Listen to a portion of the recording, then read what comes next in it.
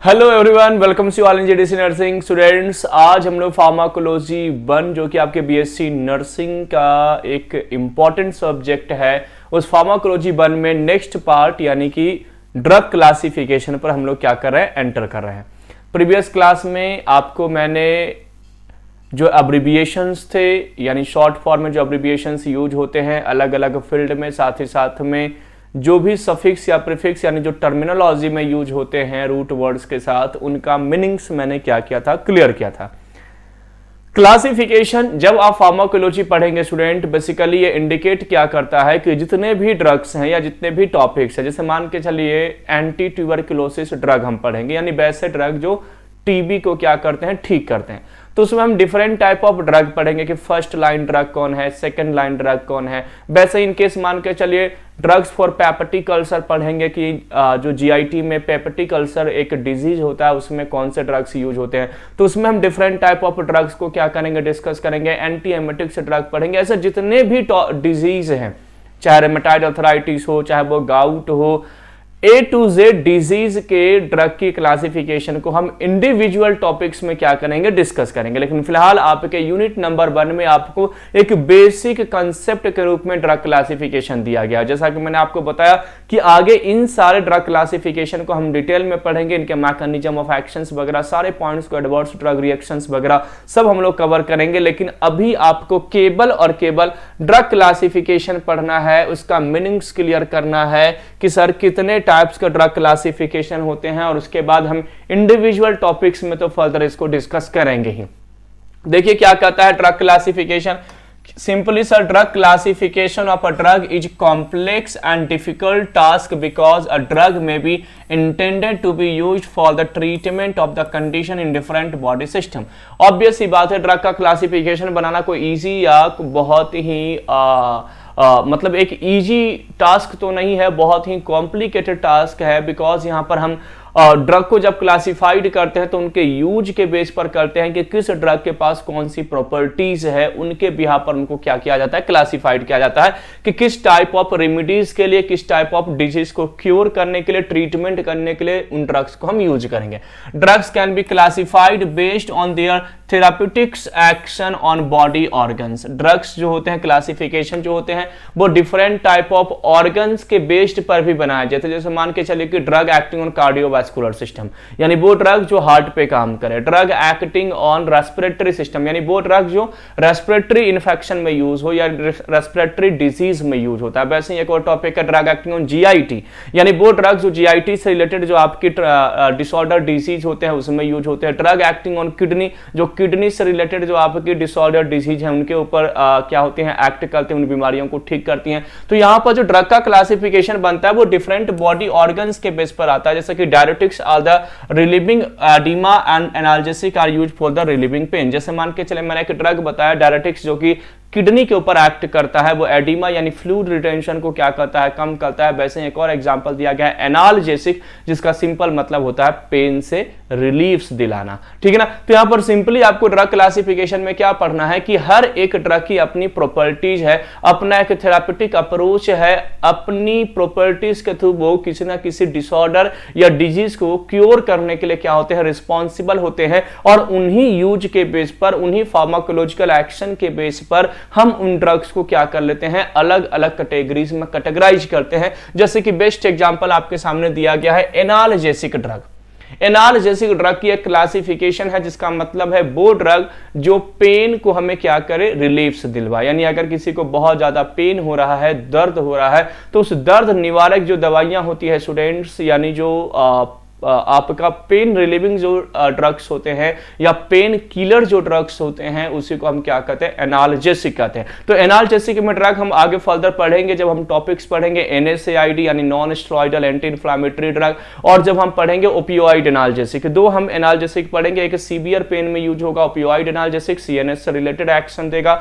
और सेकंड वहां पर एनएसएआईडी जो कि आपका माइल्ड पेन में क्या होंगे, बेसिकली यूज होंगे। तो एनाल्जेसिक वर्ड जैसे ही आपके सामने आएगा तो आपको याद याद रखना कि एनाल्जेसिक मतलब these are the drug which are used for relieves pain, यानी ये वो ड्रग्स हैं जो बेसिकली पेन्स को रिलीफ दिलाने के लिए क्या होते हैं, यूज होते हैं, ठीक है ना। तो क्लासिफिकेशन जो हुआ वो ड्रग के एक्शन के बेस पर हुआ कि ड्रग का प्रॉपर्टीज क्या है, ड्रग अगर मैं यूज कर रहा हूं तो ड्रग कौन से एक्शन प्रोड्यूस करने के लिए जाना जाएगा। सेकंड ड्रग है जी एंटीपायरेटिक ड्रग। कौन सा ड्रग है, एंटीपायरेटिक। एंटीपायरेटिक्स का मतलब होता है वो ड्रग जो टेम्परेचर, बॉडी टेम्परेचर को क्या करे, रिड्यूस करे। यानी अगर मान के चले किसी को फीवर हुआ है, यानी सर उनका टेम्परेचर, बॉडी टेम्परेचर इंक्रीज हो रखा है, उस केस में जो हम ड्रग्स यूज करते हैं बॉडी टेम्परेचर को कम करने के लिए, रिड्यूस करने के लिए, उन्हीं ड्रग्स को स्टूडेंट्स क्या कहा जाता है, एंटीपायरेटिक्स कहा जाता है, ठीक है ना। तो हम एंटीपायरेटिक ड्रग भी पढ़ेंगे, जैसे पैरासीटामोल वगैरह आप लोगों ने पढ़ा होगा। तो बेसिकली एनाल्जेसिक मतलब जो पेन से रिलीफ दिलवाए, एंटीपायरेटिक मतलब जो टेम्परेचर को क्या करे, रिड्यूस करे।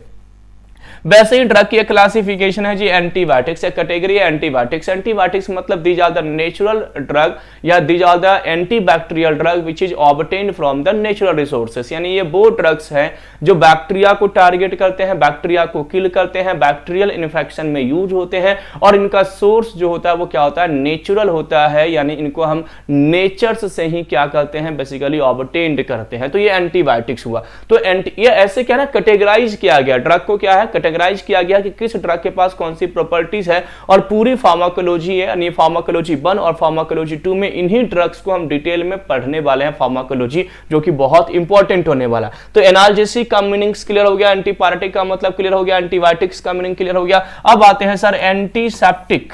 एंटीसेप्टिक ड्रग आप लोगों ने जैसे सिंपली कहीं कट छट लग जाता है तो हम क्या करते हैं, एंटीसेप्टिक यूज करते हैं, ताकि वहां पर माइक्रोब्स ग्रोथ ना करे, माइक्रोबियल इन्फेक्शन से बचने के लिए बेसिकली हम क्या करते हैं, एंटीसेप्टिक्स ड्रग को क्या करते हैं स्टूडेंट्स, यूज करते हैं। ट्रैंकुलाइजर, ये आपके सीएनएस पे एक्ट होने वाले ड्रग्स हैं, बेसिकली आपके जो साइकेट्रिक डिसऑर्डर होते हैं, खासतौर से जो आपका एंजाइटी होता है, एंजाइटी वाले जो डिसऑर्डर होते हैं जिसमें हम ओवर थिंकिंग करते हैं, fear about the future, future को लेकर के हम कंसर्न हो जाते हैं, कहीं कोई डर लगता है, अपने करियर के बारे में सोचते रहते हैं, उस कारण से हमें नींद नहीं आती है, उन एंजाइटी जो है, या तो हम कह सकते हैं कि सीएनएस में साइकेट्रिक डिसऑर्डर जैसे कि आपका साइकोसिस है, डिप्रेशन है, मैनिया है और एंजाइटी है, तो इनमें जो ड्रग्स यूज होते हैं उन बीमारियों को ठीक करने के लिए जो मेडिसिन यूज किए जाते हैं स्टूडेंट्स, उसे हम क्या कहते हैं, ट्रैंकुलाइजर के नाम से जानते हैं। सल्फा ड्रग्स, सल्फा यानी सल्फा डेरिवेटिव्स ड्रग होते हैं। सल्फा डेरिवेटिव्स ड्रग में आप जैसा देखोगे सल्फोनामाइड्स, ये आपका क्या है, एंटीबैक्टीरियल एक्टिविटीज के लिए जाना जाता है। सल्फोनामाइड के पास एंटी मलेरियल प्रॉपर्टीज भी होते हैं।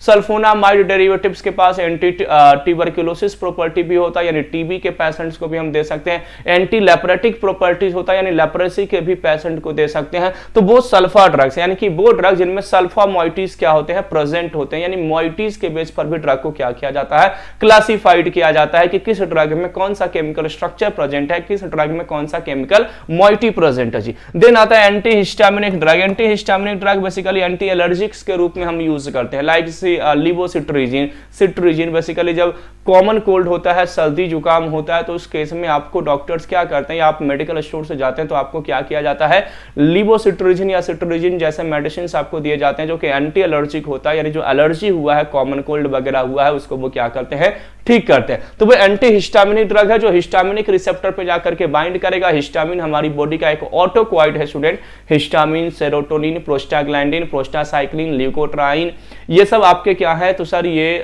थ्रोम्बोक्सिन, ये सब आपके ऑटोक्वाइड्स हैं जो हमारी बॉडी में अलग अलग फंक्शन को मीडिएट करने के लिए, रेगुलेट करने के लिए क्या होते हैं, ये रिस्पॉन्सिबल होते हैं। तो उन्हीं हिस्टामिन्स को क्या कहते हैं, ये ड्रग्स क्या होते हैं, टारगेट करते हैं anti histaminic drug. Bronchodilator, bronchodilator नाम से क्लियर है कि जो ब्रोंकाई को डायलेट करे। जैसे मान लो कोई अस्थमा का पेशेंट है, अस्थमा का पेशेंट जिनको डिफिकल्टीज होती है क्या लेने में भाई, तो इनहेल और एक्सहेल करने में प्रॉब्लम होती है, सांस लेने में परेशानी होती है, तो उन अस्थमा के पेशेंट को या तो हम कह सकते हैं सीओपीडी, जो कि एक रेस्पिरेटरी डिसऑर्डर है, chronic obstructive pulmonary disease, in disease में हम क्या करते हैं, तो सर हम ब्रोंकोडायलेटर ड्रग देते हैं ताकि सांस लेने में परेशानी पेशेंट को ना हो, ब्रोंकाई क्या हो जाए, डायलेट हो जाए। तो यहाँ पर ब्रोंकोडायलेटर के रूप में आप साल्ब्यूटामॉल, टर्ब्यूटालिन, इप्राटोपियम ब्रोमाइड, टायोट्रोपियम ब्रोमाइड, ये सब ड्रग्स हम वहां पर क्या करेंगे, फॉर्मेट्रोल, साल्मेट्रोल, ये सब ड्रग्स हम बेसिकली वहां पर डिस्कस करेंगे। And the next one is antacid, यानी कि वो ड्रग जो एसिडिटी के अगेंस्ट यूज होता है। ऑब्वियस सी बात है, कभी कभी पेट में जलन होती है, हार्ट बर्न के केसेस जैसे हमें सिम्टम्स दिखाई देते हैं, तो हम क्या कहते हैं कि एसिडिटी हुई है, तो हम जाते हैं मेडिकल स्टोर में और एंटासिड वहां से sodium bicarbonate, sodium citrate, aluminium hydroxide, magnesium hydroxide, magaldrate, ऐसे बहुत सारे कैल्शियम ट्राइसिलिकेट, ये सब मैग्नीशियम ट्राइसिलिकेट सॉरी, ये सब ड्रग्स जो है वो आपके एंटासिड होते हैं, जो बेसिकली एसिडिटी पीएच को क्या करते हैं, कम करते हैं। तो ये सब क्या है, ड्रग की क्लासिफिकेशन है, इनके यूजेस के बेस पर, इनकी प्रॉपर्टीज के बेस पर, इनके अंदर जो केमिकल मॉइटी प्रेजेंट है उनके बेस पर, इनके रिसोर्सेस के बेस पर ये क्या है, ड्रग को क्लासिफाइड किया गया है कि किस ड्रग के पास कौन सी प्रॉपर्टीज है। अगर मैं बोलूं कि एंटीबायोटिक्स जो है वो टेम्परेचर को रिड्यूस करता है, तो आप कहोगे बिल्कुल गलत है सर, टेम्परेचर को रिड्यूस करने वाले ड्रग को एंटीपायरेटिक कहा जाता है, पेन को रिड्यूस करने वाले ड्रग को एनाल्जेसिक कहा जाता है, और एंटीबैक्टीरियल एक्टिविटी वाले ड्रग जिसको नेचुरल सोर्स है उसको हम एंटीबायोटिक्स कहते हैं। तो ये डिफरेंस आपको क्लियर होना चाहिए कि ट्रैंकुलाइजर का मतलब क्या है, एंटीहिस्टामिनिक ड्रग का मतलब क्या है, ब्रोंकोडायलेटर ड्रग कहां पर यूज होंगे, और बाकी डिटेल में तो हम आगे क्या करेंगे, इनको पढ़ेंगे ही। तो फिलहाल ड्रग क्लासिफिकेशन वही करा जी कि drugs can also be classified based on their general use, जैसे जनरल यूज के बेस पर कि एनाल्जेसिक है, एंटीपायरेटिक्स है, क्या है। This classification of drug similar to that based on the therapeutics action, यानी ड्रग का किस बेस पर यूज हो रहा है, उसका थेरापेटिक्स एक्शन क्या है, उनके बेस पर ड्रग को हम क्या करते हैं जी, क्लासिफाइड करते हैं। Drug can be classified based on the families, for the example penicillin, antibiotics है, ये सब फैमिलीज के बेस पर भी ड्रग को क्या किया गया, क्लासिफाइड किया गया। तो सिंपली ड्रग का क्लासिफिकेशन का मतलब समझ में आ गया। ओवरऑल हमें पूरी फार्माकोलॉजी में ड्रग क्लासिफिकेशन ही पढ़ना है।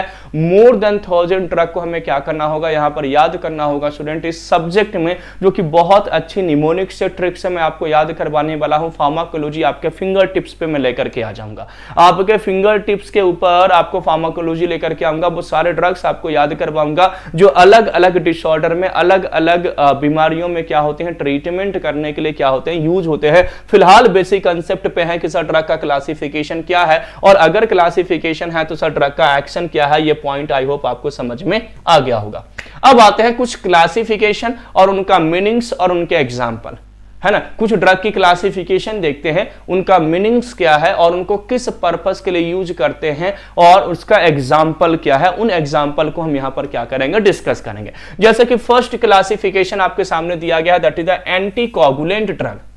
देखिए नाम से ही क्लियर है, कोगुलेशन। कोगुलेशन का मतलब क्या हुआ, ब्लड कोगुलेंट। ब्लड कोगुलेंट कब होता है, जब हमारा ब्लड वेसल्स में क्या होता है, इंजरी होता है। सिंपली सर ये हमारा ब्लड वेसल्स है, इस ब्लड वेसल्स में यहां इंजरी हो गया तो क्या होगा, तो सर यहां से ब्लीडिंग स्टार्ट हो जाएगा, ब्लड बाहर आना शुरू हो जाएगा। तो क्या होते हैं, तो सर हमारे अंदर, हमारे ब्लड के अंदर प्लेटलेट्स प्रेजेंट होते हैं। वो प्लेटलेट्स क्या होते हैं, इकट्ठा होते हैं, और उसके ऊपर क्या होता है, तो सर फिब्रिन यानी जो क्लॉटिंग प्रोटीन है, उस फिब्रिन का क्या होता है, मेशवर्क तैयार होता है, और उस एरिया में ब्लड क्या कर जाता है, क्लॉट कर जाता है, जिस कारण से ब्लीडिंग जो है वो क्या हो जाती है, स्टॉप हो जाती है, बंद हो जाती है।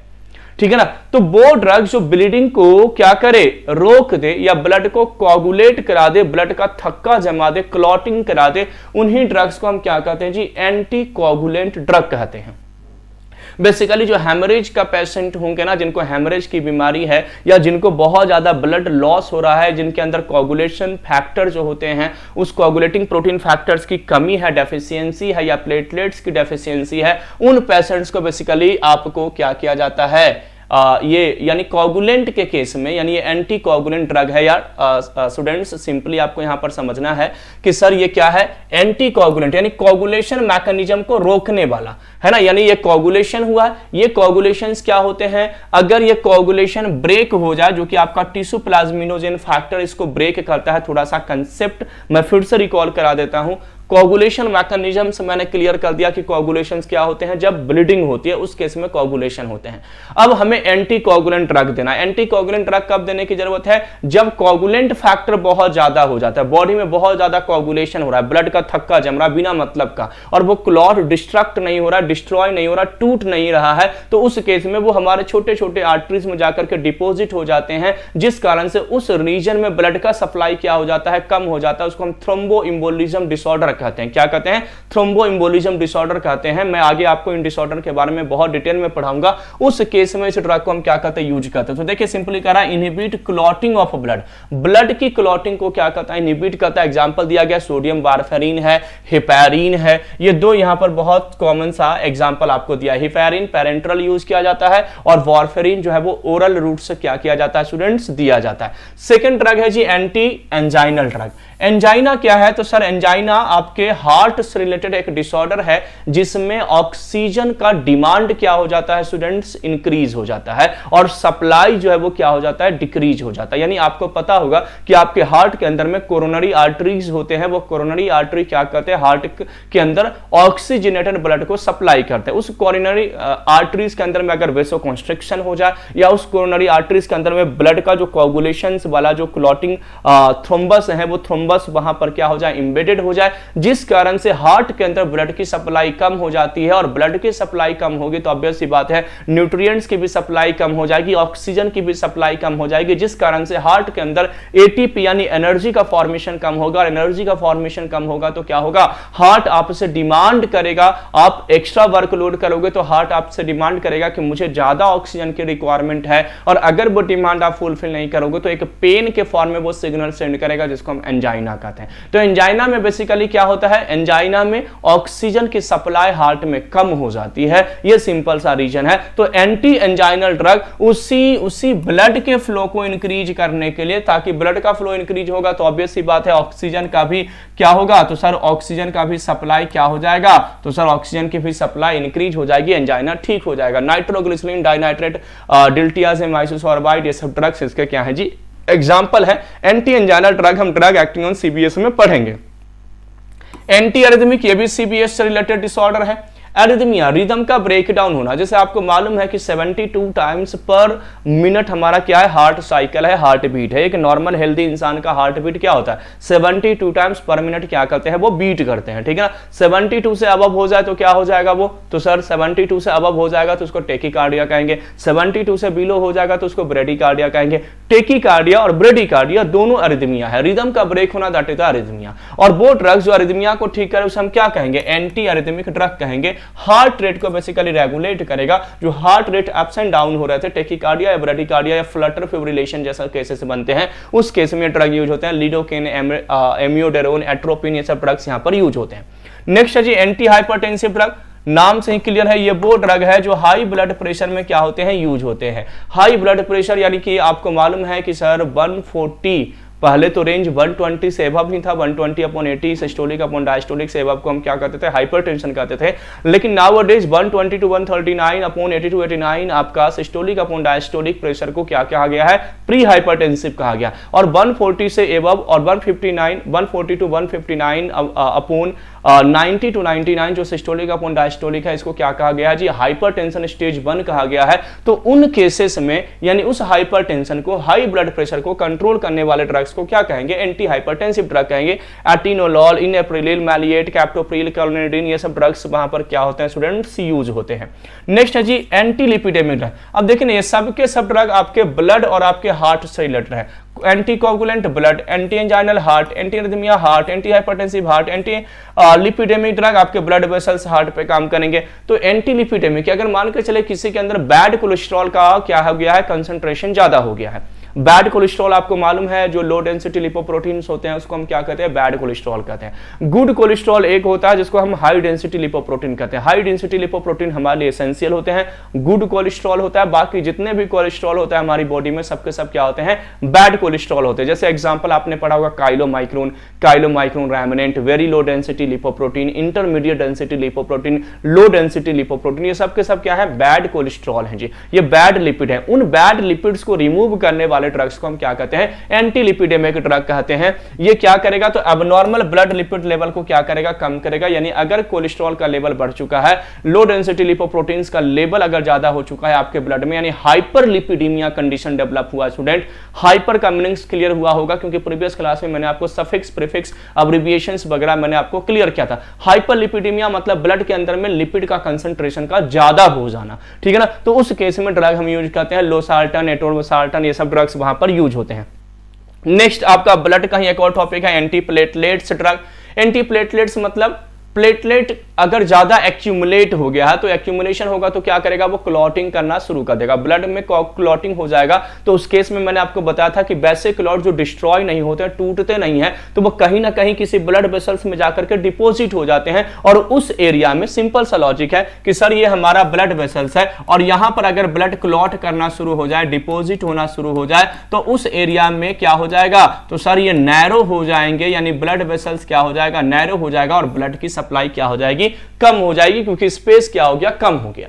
ठीक है ना, तो ब्लड की सप्लाई कम हो जाएगी तो उस एरिया में आपको क्या हो सकता है, इस्चीमिया हो सकता है। इस्चीमिया का मतलब होता है ब्लड की कमी होना। ठीक है ना, जिस भी पार्टिकुलर रीजन में। तो उन ड्रग्स को टारगेट करने के लिए हम क्या करते हैं, एंटीप्लेटलेट ड्रग देते हैं जो प्लेटलेट के एग्रीगेशन को क्या करता है, रोकता है। क्योंकि देखो ब्लड क्लॉट कब होगा, जब प्लेटलेट एक जगह क्या होंगे, इकट्ठा होंगे। जब प्लेटलेट एक जगह एग्रीगेट होंगे तब इसके ऊपर क्या होता है, फिब्रिन का मेसवर्क तैयार होता है। आगे मैं प्रोसेस आपको बताऊंगा भी, फिजियोलॉजी में आप लोगों ने डिस्कस किया होगा, या तो इसी चैनल पे फिजियोलॉजी में इस कंसेप्ट को क्लियर करूंगा कि कैसे ब्लड का प्लेटलेट्स का प्लग बनते हैं या प्लेटलेट्स कैसे एग्रीगेट होते हैं, कौन सा सिग्नल जाता है, कौन से मॉलिक्यूल्स काम करते हैं, कौन सा रिसेप्टर काम करते हैं, ये सारे पॉइंट्स मैं आपको क्या करूंगा, क्लियर करूंगा। तो उसके लिए हम एंटीप्लेटलेट ड्रग यूज करते हैं। क्लोपिडोग्रिल जो ड्रग्स होते हैं उनको हम क्या करते हैं, पेशेंट्स को देते हैं। तो ये सब क्या देख रहे हैं कि ड्रग के यूज के बेस पर, ड्रग के यूज के बेस पर हम ड्रग को क्या करें, क्लासिफाइड करें। इन सारे ड्रग्स को हमें बहुत डिटेल में पढ़ने हैं। ये जितने भी आप ड्रग्स देख रहे हैं ये सब के सब क्या है जी, टॉपिक्स है। जैसे कि वो आपका क्या था, ब्लड और सीबीएस से रिलेटेड सारे टॉपिक्स हैं। अब यहां पर देखिए हिप्नोटिक एंड सेडेटिव ड्रग्स का। हिप्नोटिक का मतलब होता है जो स्लीपिंग इफेक्ट दे, कैसा, जो स्लीपिंग कॉज करे, और सेडेटिव मतलब जो काम डाउन करे, जो कामिंग इफेक्ट कॉज करे। तो ये वो ड्रग होंगे जो पर्सन को नींद लाएंगे। यानी मान के चले किसी को इंसोमिया की बीमारी है, नींद ना ही आने वाली बीमारी है, तो उन पेशेंट को क्या दिया जाएगा, सेडेटिव हिप्नोटिक्स ड्रग दिया जाएगा ताकि उनको नींद आ जाए। तो रिलीव एंजाइटी, एंजाइटी से आराम दिलवाते हैं, एक्टिविटी को कम करते हैं क्योंकि कामिंग इफेक्ट देते हैं, और स्लीप साइकिल को प्रमोट करते हैं। क्लोरल हाइड्रेट, सिकोबार्बिटल, फ्लूजिपाम, जोल्पिडेम, टार्टरेट, बेंजोडाइजिपाम, बार्बिचुरेट, ऐसे बहुत सारे ड्रग्स यहां पर आपको एग्जांपल में देखने को मिलेगा। बेसिन ट्राइसाइक्लिक एंटी डिप्रेसेंट, ये एंटी डिप्रेसेंट ड्रग है जी। ट्राइसाइक्लिक आपका फर्स्ट जनरेशन ड्रग को कहा जाता है जो नॉर एड्रिनलिन एंड सेरोटोनिन के रिएप्टेक को इनहिबिट करते हैं। डिप्रेशन के पेशेंट को दिया जाता है। मेंटल अलर्टनेस क्या करता है, इंक्रीज करता है। फंक्शन को क्या करता है, कॉग्निटिव्स बनाता है। कैफीन, मिथाइलफेनिडेट, डेक्स्ट्रोमेथोर्फिन, मोडाफेनिल, ये सब ड्रग्स बेसिकली देखने को मिलते हैं। ये ट्राइसाइक्लिक एंटी डिप्रेसेंट में बेसिकली ये जो एग्जांपल दिया गया है कि मेंटल अलर्टनेस एंड फंक्शन को इंक्रीज करता है, ये basically tricyclic anti depressant drug नहीं, ये बेसिकली आपका क्या है जी, इस ड्रग को हम नूट्रोपिक एजेंट कहते हैं। क्या कहते हैं स्टूडेंट, नूट्रोपिक एजेंट। ठीक है ना, तो नूट्रोपिक एजेंट इसको याद रखेगा कि सर ये क्या है, नूट्रोपिक एजेंट है। नूट्रोपिक एजेंट क्या होते हैं स्टूडेंट, की कॉग्निटिव माइंड के लिए होते हैं, फंक्शन को अलर्ट करने के लिए। जैसे मान लीजिए आपने चाय पी लिया, कॉफी पी लिया, तो आपका माइंड थोड़ा सा क्या होता है, अलर्ट हो जाता है। ठीक है ना, तो ये नूट्रोपिक एजेंट कहलाते हैं। ट्राइसाइक्लिक एंटी डिप्रेसेंट क्या है, डिप्रेशन को रिलीव करेगा। यहां पर बाय मिस्टेक से ट्राइसाइक्लिक एंटी डिप्रेसेंट लिखा गया है। नूट्रोपिक एजेंट इनको कहा जाता है, या इनको सीएनएस स्टिमुलेंट कहा जाता है। क्या कहा जाता है, सीएनएस स्टिमुलेंट के नाम से भी इनको जाना जाता है। ये वो ड्रग है जो आपके ब्रेन को क्या करते हैं, स्टिमुलेट करते हैं, अलर्टनेस कॉज करते हैं। ठीक है ना, ट्राइसाइक्लिक एंटी डिप्रेसेंट पेन्स यानी आपका डिप्रेशन से क्या करेगा, रिलीफ दिलवाएगा। मेट्रिटाइलिन, ये सब ड्रग्स यहां पर दिए गए हैं, डॉक्सेपिन, डोथेपिन, ये सब। सेलेक्टिव सेरोटोनिन रिएप्टेक इनहिबिटर, ये भी आपका डिप्रेशन में यूज होने वाले ड्रग्स हैं जी। एसएसआरआई ड्रग, पारोक्सेटिन, सिटालोप्राम, सर्ट्रालिन, फ्लुओक्सेटिन, फ्लवोक्सामिन, इसिटालोप्राम, डपोक्सेटिन, ये सब ड्रग्स वहां पर आपको देखने को मिलेगा। एंजियोलाइटिक्स वो ड्रग है जो एंजाइटी दूर करता है। लोरेजिपाम, डायजिपाम, बुसुल्फेन आपका ड्रग है जी। एंटीसाइकोटिक, ये कौन सा ड्रग यहां पर दिया गया है, एंटीसाइकोटिक, याद रखिएगा एंटीसाइकोटिक ड्रग है। ये सिम्टम जो साइकोसिस के पेशेंट होते हैं उनको दिया जाता है। आपका रिप्राजोल है, हेलोपेरिडोल है, ये सब ड्रग, ड्रोपेरिडोल आपका ड्रग है। यहाँ पर aliphatic side chain derivatives drug आपको देखने को मिलता है जो फिनोथायाजिन डेरिवेटिव्स में आते हैं। Piperidine side chain derivative drug, piperazine side chain derivative drug, other heterocyclic drug, thioxanthene derivative drug, आपका एटिपिकल एंटीसाइकोटिक ड्रग भी आपको देखने को मिलते हैं। तो ऐसे बहुत सारे ड्रग्स आपको यहाँ पर क्या होंगे, देखने को मिलेंगे जो कि आपके सीएनएस के अलग अलग डिसऑर्डर को क्या करते हैं स्टूडेंट्स, क्योर करते हैं। यानी सिंपली अगर ड्रग की क्लासिफिकेशन देखें ना तो सर बेसिकली ड्रग के यूज के बेस पर कि कौन सा ड्रग कहां पर यूज होता है उसके बेस पर हम इनको क्या कर रहे हैं, बस क्लासिफाइड कर रहे हैं। यानी कौन से ड्रग को हम कहां पर यूज करते हैं उसके बेस पर सिंपली इसको क्या करें, क्लासिफाइड करें। जैसे मान लीजिए एंटी हिस्टामिनिक ड्रग, ये वो ड्रग है जो हिस्टामिन्स के लेवल को कम करेगा, एलर्जिक रिएक्शन में क्या होंगे, यूज होंगे। तो reduce congestion and allergic reaction, allergic reaction को क्या करेगा, कम करेगा, एंटी एलर्जिक के रूप में यूज करेंगे। डाइफेनहाइड्रामिन है, क्लोरफेनिरामिन ड्रग्स वगैरह यहाँ पर एग्जांपल है। मसल्स रिलैक्सेंट, जो मसल्स को रिलैक्स करे, खासतौर से जब स्ट्रेन होते हैं, स्पाज्म होते हैं, कॉन्ट्रैक्शन हो जाता है मसल्स में, मूंछ आ जाते हैं पैरों में, खिंचाव आ जाता है पैरों में या हाथ के किसी भी मसल्स में, तो उस केस में मसल्स रिलैक्सेंट ड्रग क्या किया जाता है स्टूडेंट्स, दिया जाता है। मसल रिलैक्सेंट आपको पेरिफेरली एक्टिंग भी होते हैं, मसल रिलैक्सेंट आपको सेंट्रली एक्टिंग भी होते हैं। मसल्स के कॉन्ट्रैक्शन को, स्पाज्म का मतलब क्या होता है, कॉन्ट्रैक्शन, मसल्स के कॉन्ट्रैक्शन को रिलीव करवाते हैं, कम दिलवाते हैं, करते हैं। बैक्लोफेन, कैरिसोप्रोडोल, ये सब ड्रग आपको देखने को मिलेगा। नार्कोटिक जो कि ड्रग ऑफ अब्यूज है जी, ड्रग ऑफ अब्यूज मतलब नशे के रूप में यूज होते हैं। वैसे इनका यूज क्या है, ओपियोइड ड्रग है, एनाल्जेसिक के रूप में यूज होते हैं, सीवियर पेन के रूप में यूज होते हैं। बहुत ज्यादा अगर सीवियर पेन हो रहा है, क्रोनिक पेन हो रहा है, मेजर पेन है, ऑपरेशन का पेन है, कैंसरस पेन है, साइटिका का पेन है, तो उन पेन में स्टूडेंट्स हम क्या करते हैं, नार्कोटिक ड्रग्स को यूज करते हैं, ओपियोइड ड्रग को यूज करते हैं, जो कि आपके अफीम के नाम से जाना जाता है। मॉर्फिन, कोडीन, थिबेन, फॉलकोडिन, पेपाबरिन, नोस्कापिन, आपने ऐसे बहुत सारे एग्जांपल्स पढ़ा होगा। हेरोइंस पे आपका पेटिडीन, डेक्सप्रोपॉक्सिफिन आपने पढ़ा होगा, ईटोहेप्टाजिन पढ़ा होगा, फेंटानिल पढ़ा होगा, रेमिफेंटानिल पढ़ा होगा। तो ये सब ड्रग्स आपके ओपियोइड ड्रग्स हैं जो मॉडरेट टू सीवियर पेन को क्या करते हैं जी, कम करते हैं, रिड्यूस करते हैं। मॉर्फिन, कोडीन, मेप्रिडिन, ये सब ड्रग्स आपने एग्जांपल में पढ़ा होगा। तो नार्कोटिक, ओपियोइड, ये भी हमारे सीएनएस पे जाकर के काम करेगा, ड्रग एक्टिंग ऑन सीएनएस में, फार्माकोलॉजी में, इनको भी हम क्या करेंगे, डिस्कस करेंगे।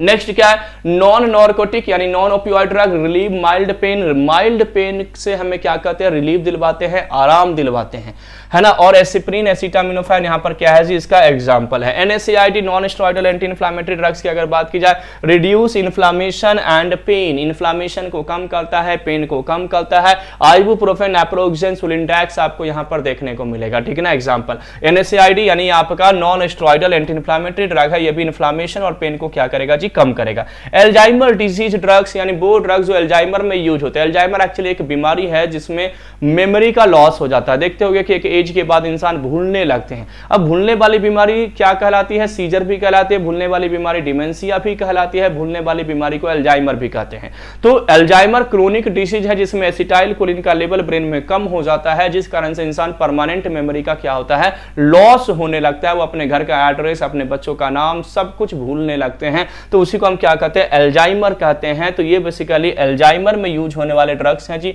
डोनापेजिल, रिवास्टिगमिन, ये सब ड्रग्स आपको देखने को मिलेगा। एंटी एपिलेप्टिक यानी वो ड्रग्स जो मिर्गी के पेशेंट को दिया जाता है। एपिलेप्सी का मतलब स्टूडेंट्स क्या होता है, मिर्गी। एपिलेप्सी का सिंपल मतलब स्टूडेंट्स क्या होता है, मिर्गी। मिर्गी की बीमारी के लिए हम कौन सा वर्ड यूज करते हैं, तो सर एपिलेप्सी वर्ड यूज करते हैं।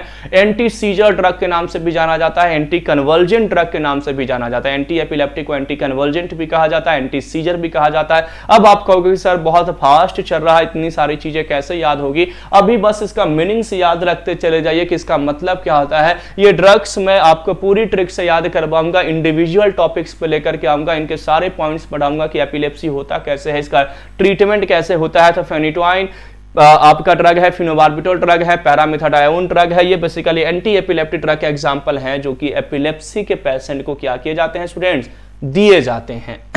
ठीक है, नेक्स्ट आपका है जी एड्रीनल हार्मोन्स, यानी वो ड्रग्स जो आपके एड्रीनल ग्लैंड पे जाकर के काम करते हैं और एड्रेनलिन हार्मोन को सिक्रीट करवाने का काम करते हैं। कोर्टिकोट्रोपिन है, एपिनेफ्रिन है, आपका कोर्टिसोन, एल्डोस्टेरोन ड्रग है, ये सब एड्रीनल ग्लैंड पे एक्ट करते हैं। एड्रीनल ग्लैंड आपने पढ़ा होगा कि आपके किडनी के जस्ट एबव क्या प्रेजेंट होता है, तो सर एक ग्लैंड होता है जिसको एड्रीनल ग्लैंड कहते हैं। एड्रीनल ग्लैंड में भी आप लोगों ने कॉर्टेक्स एंड मेडुला पढ़ा होगा। मेडुला रीजन से एड्रेनलिन रिलीज होता है, कॉर्टेक्स रीजन से ग्लूकोकॉर्टिकॉइड, मिनरलोकॉर्टिकॉइड यानी कॉर्टिकोस्टेरॉइड, एंड्रोजन से एक्सोस्टेरॉइड जैसे हार्मोन सिक्रीट होते हैं। तो ये ग्लैंड ये ड्रग्स जो है उन्हीं ग्लैंड के ऊपर जाकर के क्या करते हैं, एक्ट करते हैं और उनके एफिकेसी को बढ़ाते हैं। फीमेल हार्मोन्स पे एक्ट होने वाले drug like estrogen, estrane, progestin, ethanol, estradiol, ये सब ड्रग्स हैं जो फीमेल के हार्मोन्स पे एक्ट करते हैं, यानी फीमेल के ग्लैंड पे एक्ट करते हैं और एस्ट्रोजन की सिंथेसिस को क्या करते हैं, इंक्रीज करने का काम करते हैं जी।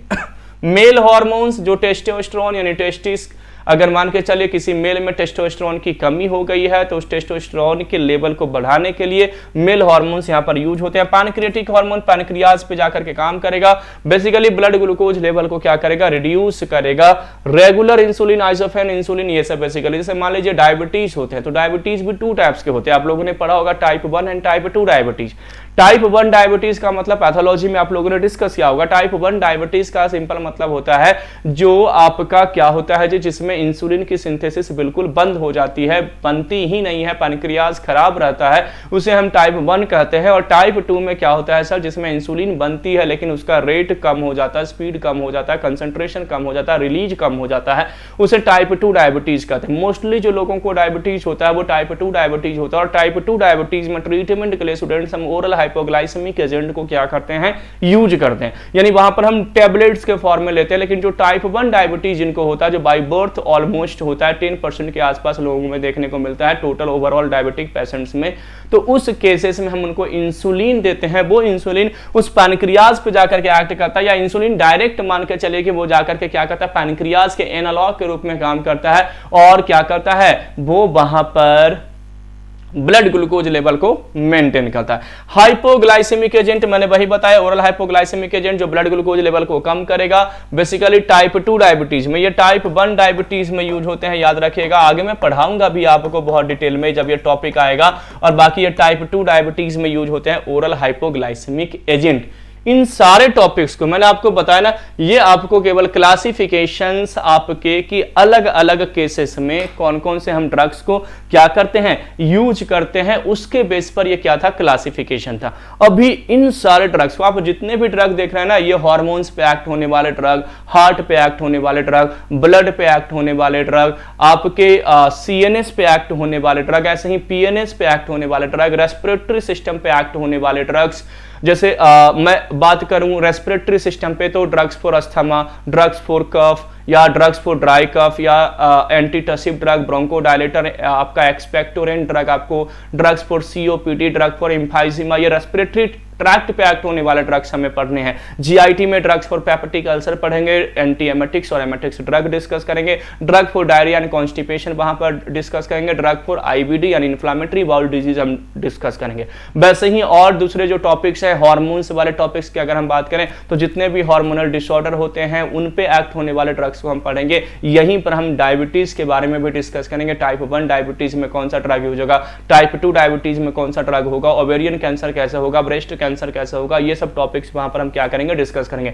एंटी माइक्रोबियल ड्रग्स के क्लासिफिकेशन पे जब आप आओगे तो एंटी माइक्रोबियल में हम एंटीबायोटिक्स पढ़ेंगे, जहां पर आपको सल्फोनामाइड, कोट्रिमोक्साजोल, फ्लोरोक्विनोलोन्स, इसके अलावा आपका penicillin, cephalosporin, tetracycline, chloramphenicol, macrolide, glycopeptide, polypeptide, polyene antibiotics, anti tubercular drug, anti leprotic drug, इसके अलावा एंटी अमीबिक ड्रग हम पढ़ेंगे, एंटी फंगल ड्रग पढ़ेंगे, एंटी मलेरियल ड्रग पढ़ेंगे, एंटी प्रोटोजोअल ड्रग पढ़ेंगे, एंटी हेलमेंटिक्स ड्रग पढ़ेंगे, एंटी वायरल ड्रग्स पढ़ेंगे।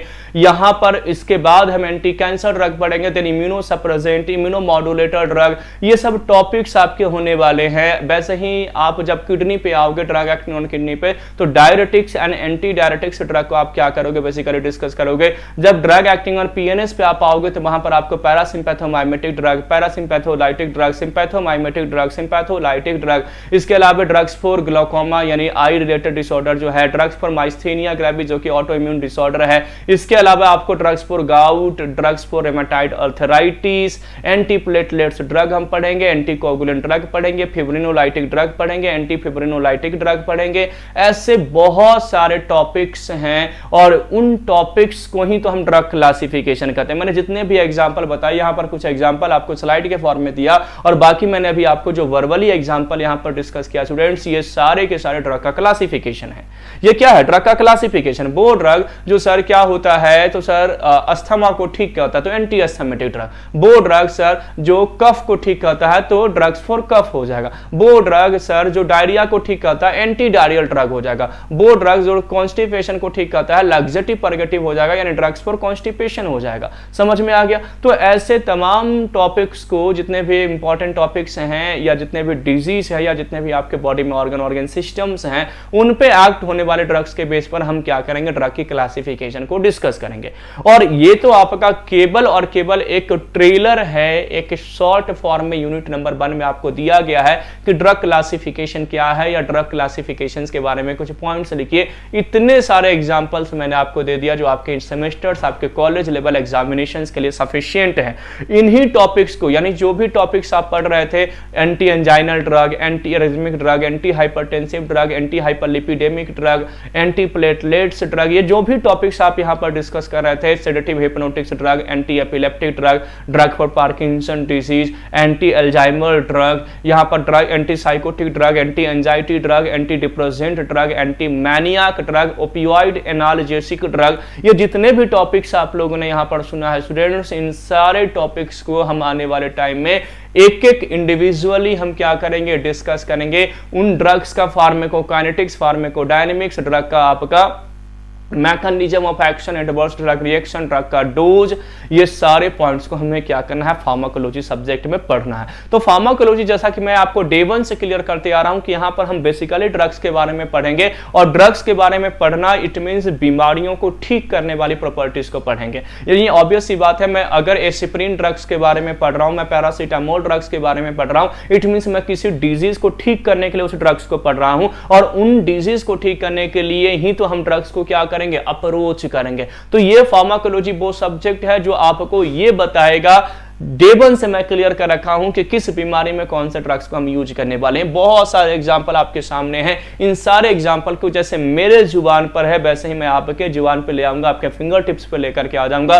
Easy mnemonics दूंगा, इजी ट्रिक्स दूंगा। बस आप हमारे चैनल्स पे बने रहिएगा। अपने दोस्तों, अपने जूनियर्स, अपने सीनियर्स, अपने कलीग्स, अपने फ्रेंड्स से चैनल्स के बारे में जरूर शेयर कीजिएगा, और जितना ज्यादा हो सके उतना लोगों तक इसको रीच कीजिएगा, क्योंकि यहां पर आपको थियरी साथ ही साथ में ऑब्जेक्टिव जो आपके एमसीक्यूज प्रैक्टिस होते हैं दोनों प्रोवाइड किए जाते हैं। साथ ही साथ में college level, semester level, university level examination के साथ साथ आपको कॉम्पिटिटिव अप्रोच, यानी जो स्टाफ नर्स की जो रिक्रूटमेंट आती है, स्टाफ नर्सिंग जो आपका ऑफिसर स्टाफ जो आपका नर्सिंग ऑफिसर के रिक्रूटमेंट आती है, state level nursing officer, state central level nursing officer, इन सब की जो रिक्रूटमेंट आती है उन सभी का कॉम्पिटिटिव अप्रोच आपको इसी चैनल पर प्रोवाइड किया जाएगा। तो बने रहेगा स्टूडेंट्स इसी चैनल पे, और विजिट जरूर करते रहेगा। यहाँ पर हमारे एक्सपर्टीज टीम के द्वारा आपको थियरी, ऑब्जेक्टिव सारी क्लासेस फ्री ऑफ कॉस्ट में अभी प्रोवाइड की जा रही है। तो मिलते हैं स्टूडेंट्स अगले क्लास में अगले कंसेप्ट के साथ। Thank you everyone for watching GDC and supporting GDC. Thank you, have a nice day.